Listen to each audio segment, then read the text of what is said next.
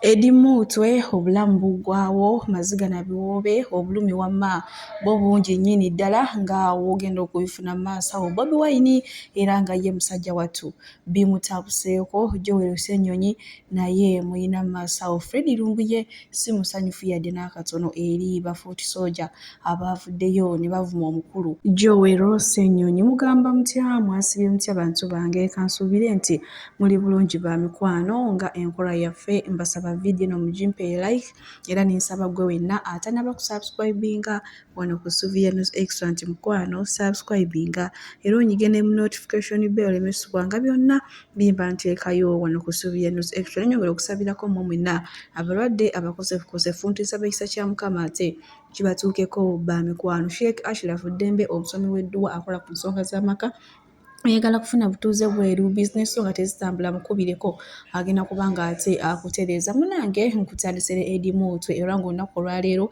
aleeteddwa mu kkooti e Masaka naye ng'ekyamazima embeera gy'alimu nnyo nnyini ddala engalo tezikyenkana takyasobola kutuula obulumi bungi kyokka ng'ate tebamutwala mu ddwaliro era munange obulumi bwamuyitiriddeko n'atuuka n'okusaba omulamuzi nti amusalire omusango atiisiko agende mu kkomera abeereyo atandike ekibonerezo kye kye baamusibira kale bwe tuli buli lunaku amira painkiller 12 nalifaanana nosalira ekibonerezo ngenda mu kkomera n'omusango ogwasibya nagumalira mu kkomera nti nabba jampa ne sweta naye nga nalabanga eyali amaze okukola ekibonerezo ekyampeebwa nakubwa ensingo zino zaali bugundi namala wiiki ku lukingo nga ndi mazzi naye wagamba bampa obujjanjabi obw'enjawulo mira painkiller 12 buli lunaku sifunanga bujjanjabi businga buno kongo vule kalemerayo emikono oba bagitemako bagitemeko nfune ku bujjanjabi olero obulamu bwange bugenda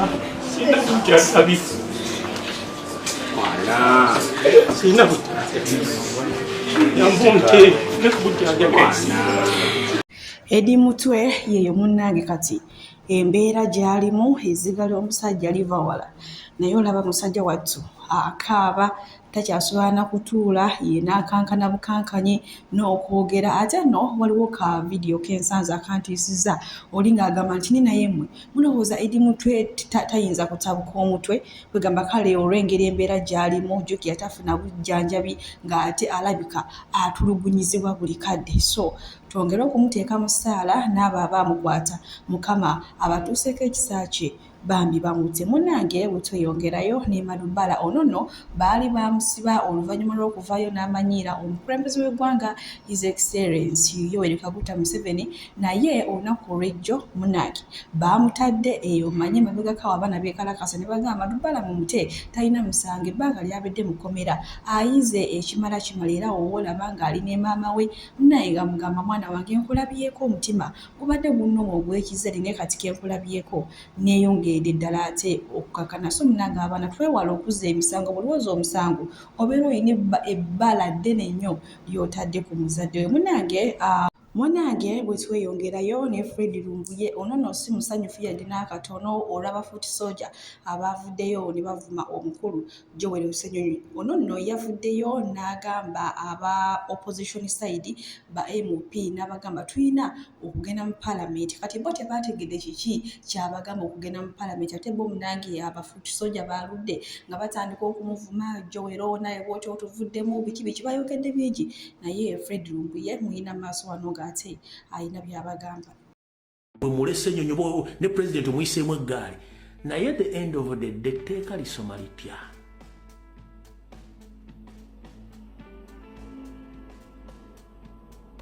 etteeka lisoma litya wewalanga nnyo okukola statement ng'enki ogenda kwejjusa nakoze yaaki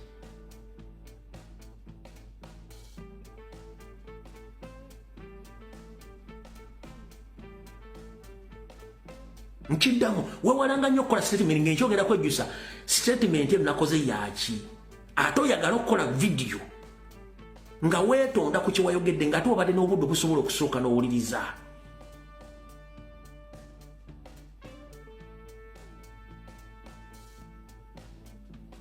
kyekikulu kyenkugambye era kyovula mbagambye olwaliro gwayagala Omwami Fred Lumbuye ye munnange si musanyufu yadde n'akatono olw'aba foot soldier abaavuddeyo ne batwala mbirombiro omukulu Joel Ssenyonyi naye nga olunaku olwaleero ekibiina ky'aba opposition naye nga bakulembeddwamu omukulu Joel Ssenyonyi beekyanze ne bafuluma paalamenti ng'okuyisa ebbango ly'ennongoosereza mu tteeka lya UPDF okugenda mu maaso nga tebannaba kuteeseganya bo ne bafuluma ne batambula mu kati nno abaawalabudde omukulu Joel olumaze okulaba bino ebifudde mu paalamenti nga kugamba badde alinganga abatega akakodyo laba ate wano we batandise okwogera batuusiza dda mbigambo. Weebale kuwuliriza bannayuganda n'okola decision yo ng'omukulembeze mu ngeri yo naye nga bannayuganda era obawuliriza. Respect ekyo kye tulwanirira okufuna mu ggwanga lyaffe Uganda.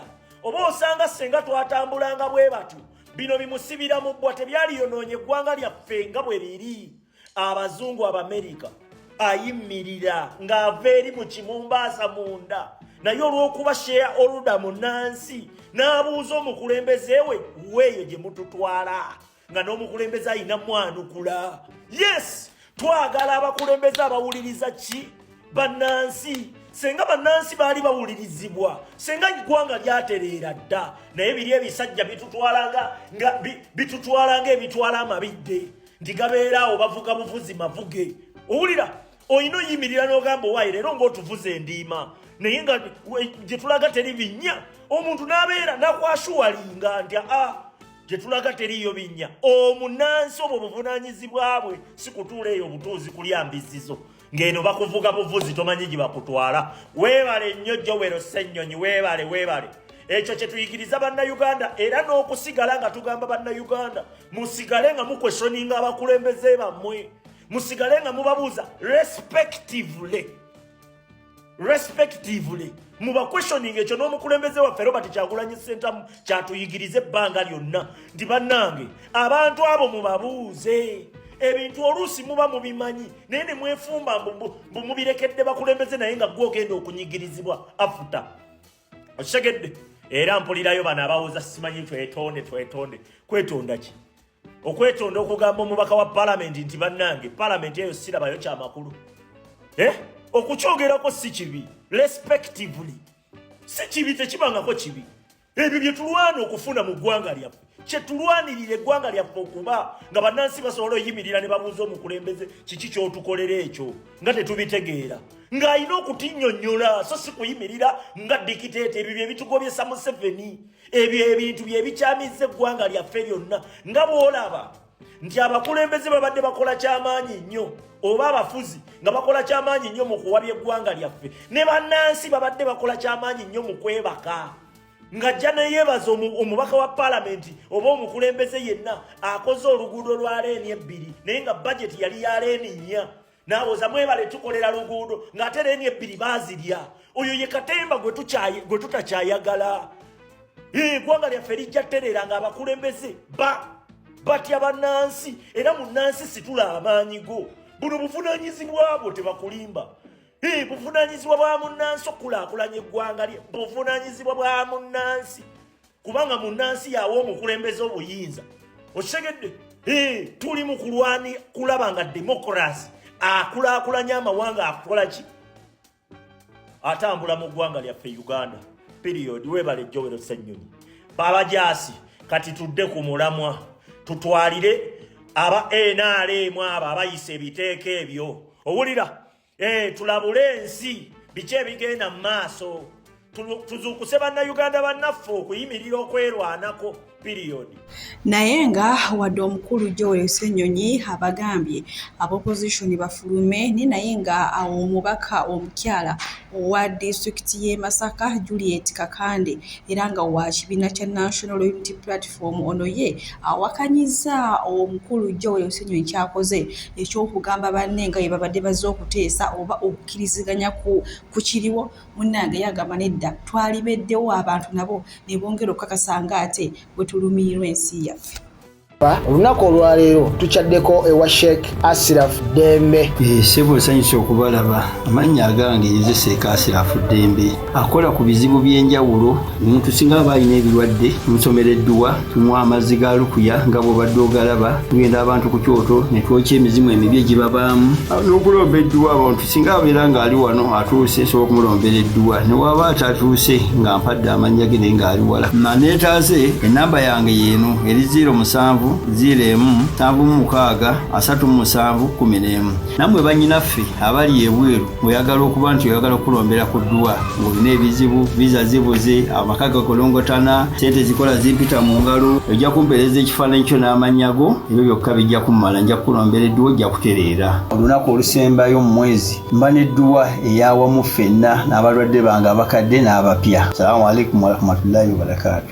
naye nga bo abantu beefuulira mu kiti nga mbazzi kubanga envuga gye bavuzeemu omwami ono bannange bamwegaanidde mu lunaku lumu ngenda kubanga kutuusako bu vidiyo obumu bwe baakoze naye kati buno obudde bamuwaana bagamba bannange oyo omuntu waffe omulungi omuntu w'abantu awuliriza naye era bataddewo kali nti baamaze kutabuka n'alyoka akyusa mu nkola osanga munnange singa tebaatabuse ne beekalakaasa ne bagamba kati naawe jjo weero gwe tubadde twesiga otuvuddemu bw'osanga munnange abadde agenda kwekolera bibye kale katulabe akatambi era ndowooza kambasiwulire wano omukama abampeere kyonna kimusinga okwagala gwe wenna ayagala Subi News Extra. Bye bye.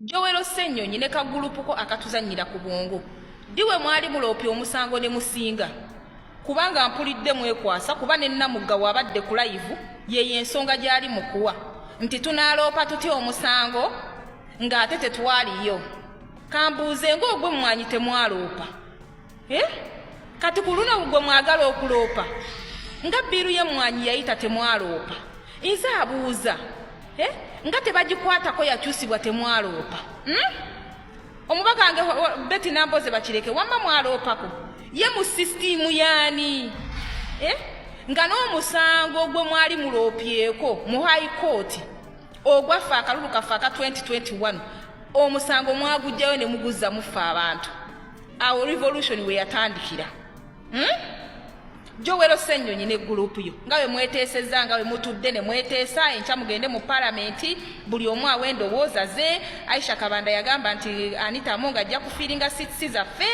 gwe oluli eri watugamba mbu tugenda mu parliament tubaleekaanire as educated as you are nti tubaleekaanire tubabuzeeko emirembe gwe n'otakoma okwo nti ffe tukozese essimu zaffe inaffe tukozese essimu zaffe nammwe mukozesa akazindaalo kamwe ngaye mwali mukakozesezza ddi ne kavaamu ekyamakulu okuleka okuva nga mutulekanya nti babakubi eddi Joel Ssennyonyi n'akakiikoko mwenna nga we mubisazeewo mwe mugezaako kutambuza Museveni nze nabagamba mwe musindika ekigaali kya Museveni ye ali muli atudde ne komiti ya NRM mu aba opposition musindika kigaali kye gwe Joel Ssennyonyi omanyi amakulu amakulu g'oyinza okuleetera omuntu akulaba nga togenze mu palamenti omanyi kye kitegeeza nga tolinnye mu palamenti eyo ng'ogiboycottinze enkya dani okusitula ba member of opposition bo bonna ba MP bo bonna ne mujjula mu palamenti mbu mulaaloopa wa ewani mu system yaani mwe bantu mmwe kati nze kye mmaze okulaba olaba mwagala na kuloopa guno omusango kitegeeza n'akalulu ka 2026 tuli mu kuyimba protestive vote mwe mulabika mu planninga kugenda mu kooti oba mu kooti mu system yaani era gwe Omunnayuganda nkutegeereza wano nti woolabira nga 2026 nga Kyagulanyi tazze ku ntebe ya ggwanga Uganda n'olaba bino ebibaka nga bye bitudde ku mu palamenti suubirayo okubalaba nti bagenze mu kooti nyabo bannaaye n'osanga omuntu ng'awoza mbu nedda balina okugenda mu palamenti nnyo bakoleyo ki baali bakozeeyo ki these guys they don't want to prove to Ugandans nti they are useless in parliament mwe ba Joel Ssennyonyi temwagala kulaga bana Uganda nti mwe muli very useless n'okusinga aba NRM kuba bo bakimanyi nti bagenda kugendayo be balina numbers bayise etteeka Museveni lyayagala kati mumukolayo ki okuleka okuleekaana. A useless person is that only person who comes out and atandika okuleekaana n'aleekaana nga togedde na kikyaleekaanira ye mwe omuntu we mwagala ogamba tugende tubamaleko emirembe.